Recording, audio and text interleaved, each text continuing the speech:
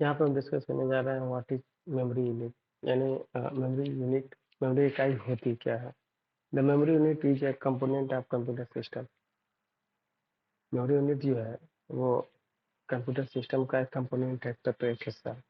It is use to store data, जिसका प्रयोग किया जाता है डाटा को स्टोर करने के लिए, इंस्ट्रक्शन एंड इंफॉर्मेशन गैदर करने के लिए। ये चीजें जो है हमारी मेमोरी यूनिट का हिस्सा होती है। अब जैसे मान लो हम कुछ भी सिस्टम से टाइप कर दिए, ठीक है, कोई भी कैरेक्टर, तो उसका एक वेट होगा, वो कहीं ना कहीं जाके सेव होगा। तो वो जो भी वेट है, जो भी है, तो उसको हम किस में मेजर करते हैं। मेजर का मतलब होता है माप करना है, unit of computer memory measurement. तो हम कभी भी उसको जिक्र करते हैं। अब जैसे मान लो हम सब्जी लेने जाते हैं तो उसको हम केजी में बताएंगे। मिल्क परचेज करते हैं तो उसको हम लीटर में बताएंगे। तो इसी तरह का कंप्यूटर में मेमोरी की बात की जाए कि तो उसको हम यूनिट में बताएंगे। तो उस यूनिट को हम कैसे कैसे कितनी कितने साइज के अकॉर्डिंग उसको चेंज करने जाते हैं। तो चेंज का मतलब ये है कि जैसे मान लो कोई सिस्टम में कुछ भी मिनटी के, तो वो एक बिट बराबर इसका बाइनरी डिजिट, ठीक है। एक बाइनरी बाइनरी डिजिट का मतलब होता है ना 0 1। तो उस डिजिट का मतलब एक बिट अगर कुछ हुआ तो बाइनरी डिजिट, और 8 बिट्स अगर हो गया, ठीक, तो वो होता है एक बाइट के। ये यूनिट है। अगर आप यहाँ पे देखें तो ये 1024 बाइट्स बराबर 1 KB होता भी है। 1 KB का जो भी हम कुछ करते हैं तो बाइट्स, बीट और केबी, ये शुरुआत होती है हमारी। लेकिन 1024, ठीक है, ये एक स्टैंडर्ड मानक ही रखा गया है ताकि याद करने में सुविधा हो। तो यहाँ पे देखिए 1024 बाइट्स बराबर 1 KB किलो बाइट। तो 1024 KB, अब 1 KB यहाँ पे आ गया। तो मैंने बोला कि 1024 को ऐसे रखा जाए मानने के लिए, तो 1024 KB बराबर 1 MB, ठीक है, मेगाबाइट। और 1024 MB बराबर, अभी MB यहाँ आ गया, 1024 MB बराबर 1 GB यानी गीगाबाइट। 1024 GB बराबर 1 TB टेराबाइट, ठीक है। 1024 TB बराबर 1 PB यानी पेटाबाइट। 224 PB बराबर 1 EB यानी एक्साबाइट। तो ये जो है ये आपके सारे मेमोरी के मतलब यूनिट्स हैं, जो कि हम कंप्यूटर के अंदर कुछ भी टाइप करेंगे तो हमको बताना पड़ता है कि डेटा, ये फाइल साइज कितनी बड़ी है। तो फाइल साइज कितनी बड़ी है, 1 KB की फाइल है, 1 MB की फाइल है, 1 GB वाले, 1 TB। अगर आप अक्सर ईमेल में या कुछ भी अगर आप डाटा सेंड करते हो या लेते हो तो बताता है ना कि this file size is too large to upload this size, यानी इस ये फाइल साइज जो है हमारी वो बड़ी है। तो वो बताता है, इंस्ट्रक्शन देता है कि इसको इतने के अंतर्गत रखिए, यानी 1 MB के अंतर्गत रखिए या 25 KB के अंतर्गत, तो उस KB के अंतर्गत ही हमको उस फाइल साइज को रखना पड़ता है। अब देखिए ये मैंने 1 EB तक बताया। 1024 GB बराबर 1 GB जेटाबाइट। 1024 GB बराबर 1 YB एक्टाबाइट। 1024 YB बराबर 1 ब्रोनोबाइट, ठीक है। 1024 ब्रोनोबाइट बाय 1 GOB बाइट। तो ये जो है GOB byte is the highest memory. GOB byte इस समय तक मतलब GOB बाइट को सबसे हाईएस्ट मेमोरी के रूप में माना जा रहा है। आने वाले समय के हिसाब से, ठीक है, या जिस टाइम पे ये वीडियो बन रहा है उसके आगे टाइम में टेक्नोलॉजी हमेशा चेंज होती रहती है, तो इसके भी आगे मेमोरी जाएगी। तो जब वो मेमोरी जाएगी तो इसमें और वो चीज़ें ऐड हो जाएंगी। लेकिन बेसिक जो चीज़ें हैं जिनको बोला जाता है कि बेसिक जानकारी, फंडामेंटल बेसिक चीज़ें, तो इन बेसिक चीज़ों में ये चीज़ें आती हैं। तो आप देख रहे हैं, ठीक है, मैंने जैसे बोला कि यहाँ पे बाइट है, ठीक, केबी है, तो अब केबी जो है यहाँ पे आएगा, एमबी यहाँ पे आएगा, जीबी है। तो इसको याद करने का सबसे अच्छा दो ही तरीका है, 1024 आप याद कर लीजिए, ठीक है। और ये केबी, एमबी, जीबी, यानी ये जो बढ़ते क्रम में है, bytes, KB, MB, GB, TB, PB, EB, ZB, YB, brontobyte, ठीक है, वो बाइट। तो ये सब चीजें देख के आप उसको याद कर सकते हैं स्टार्टिंग से ही। इसको मतलब ऐसा नहीं है कि ये याद करने में डिफिकल्टी होगी, बट होता है क्या कि जब हम समय देते हैं ना किसी चीज़ को तो हमको आउटपुट देता है। इस चीज़ को आप लोग थोड़ा सा ध्यान में रखिएगा। और ये हो गया हमारा मेमोरी साइज। मेमोरी साइज के बाद सबसे ज़्यादा जो है वो अहम जो चीज़ आता है वो आता, अक्सर इस पे डिस्कशन का पार्ट बन जाता है, हार्डवेयर सॉफ्टवेयर। हार्डवेयर क्या है, सॉफ्टवेयर क्या है। हार्डवेयर और सॉफ्टवेयर को समझने के लिए सीधी सी बात है, जिस चीज़ को हम देख सकते हैं, छू सकते हैं, दैट्स कॉल्ड हार्डवेयर। सॉफ्टवेयर क्या है, हम देख तो सकते हैं उसको बट टच नहीं कर, छू नहीं सकते। अब यहाँ पे दो पार्ट्स बने हुए हैं। ये पार्ट जो है वो डिनोट करता है हार्डवेयर को, और ये सेकंड पार्ट जो डिनोट करता है वो सब टोटल जो सॉफ्टवेयर के बारे में है, ठीक है। तो पहले हम समझते हैं हार्डवेयर। एक-एक का कंपैरिजन कर लेते हैं। Hardware refer to the physical component of the computer that can be touch and seen. Hardware जो प्रदर्शित करता है भौतिक तत्वों को कंप्यूटर के, जिसको हम छू भी सकते हैं और देख भी सकते हैं। लेकिन वहीं अगर हम सॉफ्टवेयर की बात करें तो software refer to the set of instruction written using various programming language that help control hardware. ठीक है, सॉफ्टवेयर जो होता है वो एक तरीके का प्रोग्रामिंग लैंग्वेज होता है जो प्रोग्राम किया जाता है हार्डवेयर को कंट्रोल करने के लिए। यानी यहाँ पे अगर टच और सीन की बात हुई है तो हम सिर्फ यहाँ पे सीन कर सकते हैं, उसको टच नहीं कर सकते हैं। ठीक है, प्रोग्राम के अंदर हम बाहर से देख सकते हैं लेकिन उसको अंदर जाकर उसको टच नहीं कर सकते हैं। Hardware wear out over time. ठीक है, हार्डवेयर को जो है हम मतलब वेयर देख सकते हैं, उसको ओवर टाइम वेयर कर सकते हैं, लेकिन software does not wear out over time but can be affected by bugs and glitch. ठीक है, हार्डवेयर को हम निकाल सकते हैं, सेट कर सकते हैं, लेकिन सॉफ्टवेयर में अगर कोई सी दिक्कत आती है, ठीक है, तो ये बग्स और ग्लिच की वजह से इफेक्टेड हो सकता है। Hardware is tangible. टेंजिबल का मतलब जिसको हम देख सकते हैं, प्रदर्शित हो सकता है। सॉफ्टवेयर इज इनटेंजिबल, जिसको हम छू नहीं सकते, जान तो सकते हैं कि हाँ सॉफ्टवेयर है लेकिन उसको टच नहीं कर सकते हैं। ठीक है, ये होता है टेंजिबल।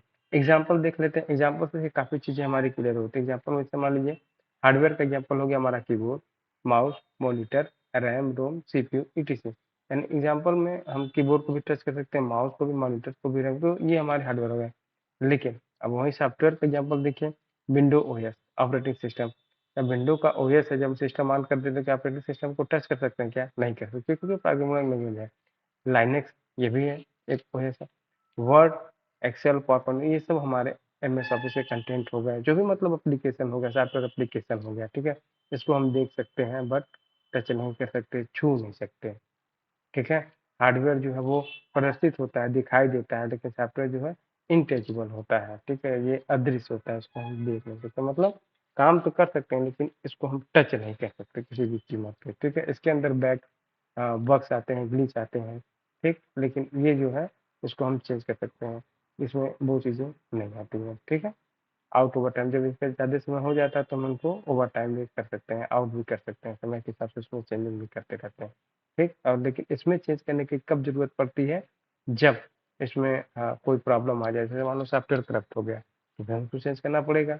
तो ये जो है बग्स और ग्लिच की वजह से इसको हम चेंज कर सकते हैं। हार्डवेयर पर देखो यहाँ पे फिजिकल पार्ट, सीधे सिंपल बात, अगर कुछ भी ना समझ में आए तो आप सीधे कह सकते हैं कि हार्डवेयर वो चीज़ है जिसको हम देख सकते हैं और छू सकते हैं। सॉफ्टवेयर वो चीज़ है जिसको हम सिर्फ देख तो सकते हैं बट हम उसको छू नहीं सकते। क्यों? क्योंकि वो जो है सिर्फ इस तरह का ऐसे प्रोग्रामिंग होता है जो हार्डवेयर को कंट्रोल करने के लिए किया जाता है। क्या है? ठीक है, नेक्स्ट हम देखते हैं।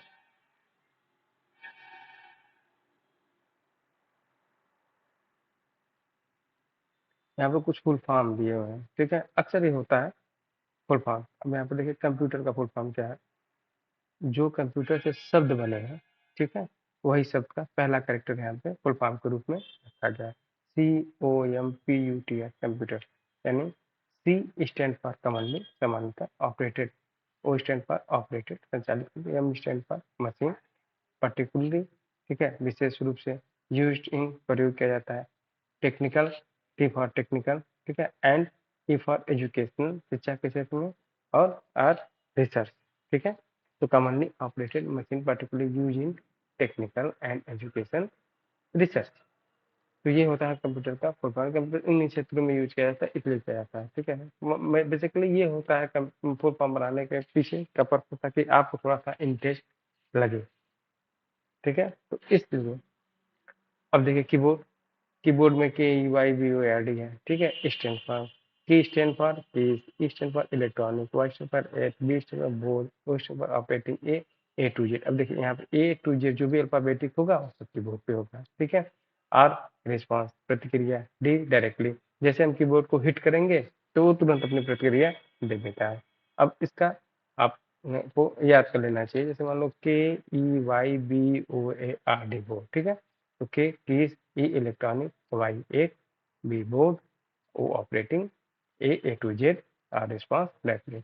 अब अगला जो मेन है हमारा वो है mouse. Mouse system bar M manually operated, user selection equipment. अब देखो ये होता है क्या कि ग्राफिकल चीजों को जो है सिलेक्ट करने के काम था पहले के समय में, सिर्फ कीबोर्ड से वर्क होता था, लेकिन आज के टाइम में मोस्टली यूज जो हम करते हैं वो माउस का यूज करते हैं, क्योंकि ये किसी भी ऑब्जेक्ट को आपको दिखाई देता है, जैसे हमारा कर्सर अभी दिखाई दे रहा है, तो कर्सर की सहायता से हम कहीं भी क्लिक करेंगे तो सिलेक्शन हो जाता है। ठीक है, manually operated user selection equipment. Selection मतलब क्या होता है, तो हम उसको सिलेक्ट कर लेते हैं कि उपकरण ये यूजर अब संचालित, ठीक है, एम्पर मैनुअली, जिसको भी हम मैनुअली देखते हैं, देख करके उसको सेलेक्ट करने का काम करते हैं।